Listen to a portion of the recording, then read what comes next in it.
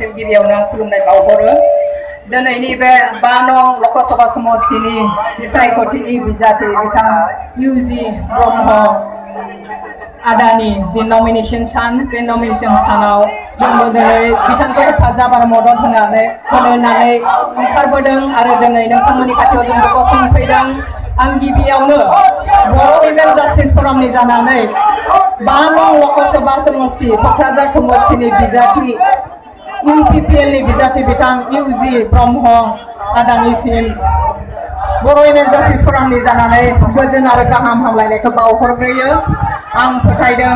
दिनैनि जि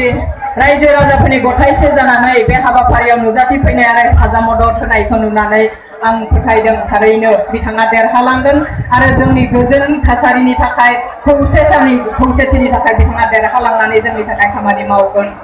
जों दिनै बिथांखौ हेफाजाब आरो मदद होननानै हास्थायदों मानोना जोङो आइजो आफादब्लाबो जोङो आइजोनिल' खामानि मावाखै जोनोम जानायनिफ्रायनो जोङो बर' हारिनि समस्यानि खोथाफोरखौ बुंबोदों बर'नि मोनथायनि थाखाय खोथा बुंबोदों बेनिखायनो दिनै जोङो जाय बिजाथिया जाय आफाद बा जाय दोलोआ बर'नि मोनथायनि थाखाय खोथा बुंगोन जोंनि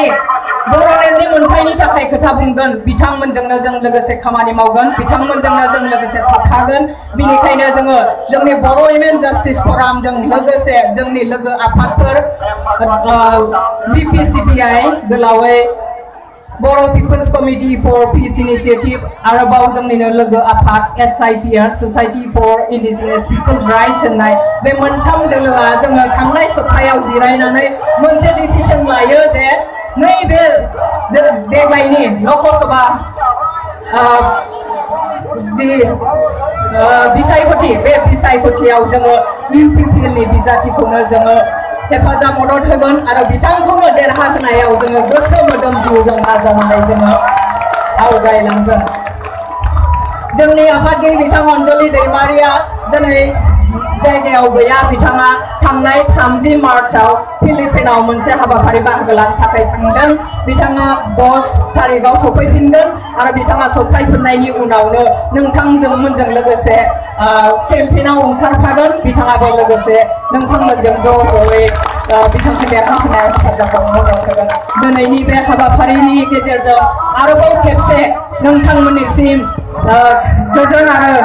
गाहाम हामलायथिखौ बावहरनानै दिनैनिफ्राय जोंबो नोंथांमोनजों लोगोसे दङ होननानै फोरमायनानै आंनि बिबुंथिखौ दिनै एसेयावनो फोजोबबाय